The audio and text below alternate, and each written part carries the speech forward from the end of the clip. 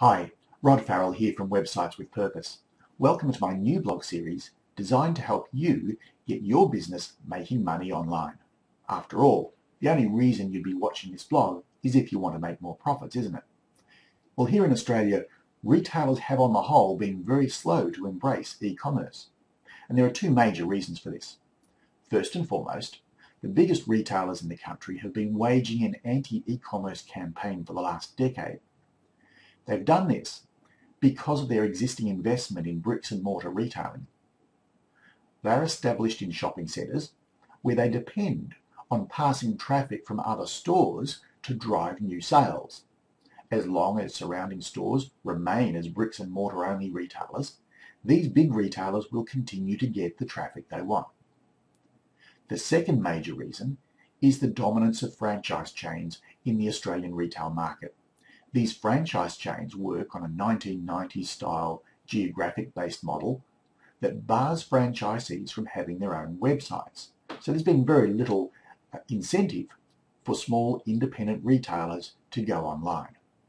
And while the economy and retailing in Australia was strong and the Australian dollar relatively weak, participants were able to ignore those international trends, but that's changed.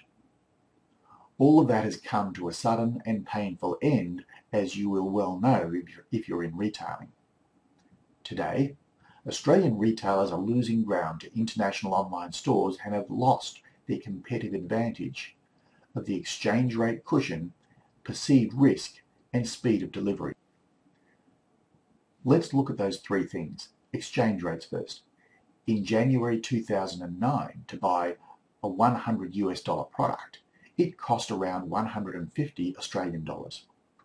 In September 2011, it costs just 94 Australian dollars to buy a US $100 product.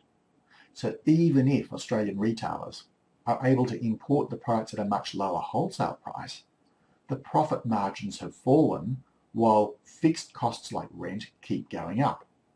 In fact, Sydney, Brisbane, and Melbourne are all ranked in the top 10 most expensive cities in the world for retail rents. But again, if you're in retail, I don't need to tell you that, do I? It's been argued that online you don't know who you're buying from, and this is the argument of security. Customers now know that when they purchase a product using PayPal, PayPal gives them a money-back guarantee that they will get what they purchased. So buying online is no longer seen as risky. The third item, service. Well, international courier services are now so good that delivery from Hong Kong, New York, London or Beijing to an Australian address takes no longer than an interstate delivery. Sometimes they take less. So the old arguments against e-commerce just don't stand up anymore. Even Australia's biggest e-commerce skeptic, Gerry Harvey, has finally given into reality. For the past decade, he's been telling anyone who'll listen, nobody in Australia wants to buy online, and they don't want e-commerce. However, in the last month, Harvey Normans have launched their new e-commerce website, joining other converted skeptics such as Domain and David Jones, who've all gone online this year. Small retailers now have two choices if they want to survive.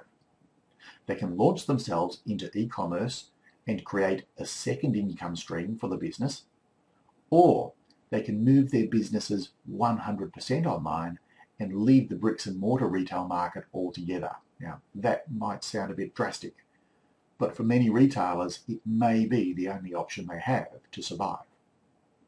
Regardless of the type of retail business, it's hard to see any retail business that will not benefit from and quite possibly become dependent on e-commerce over the next couple of years. The good news is, though, there is a broad range of e-commerce options for Australian retailers, and they're nowhere near as expensive as they were just a couple of years ago. When presenting quotes to clients, I'm often greeted with a response along the lines of, you can do the whole site for that? In my blog over the next few days, I'm going to outline some of the options available and factors that you need to consider when choosing your e-commerce strategy so that you can make the choice that is most profitable for you. Because after all, profit is what you want, isn't it? I'll talk to you soon.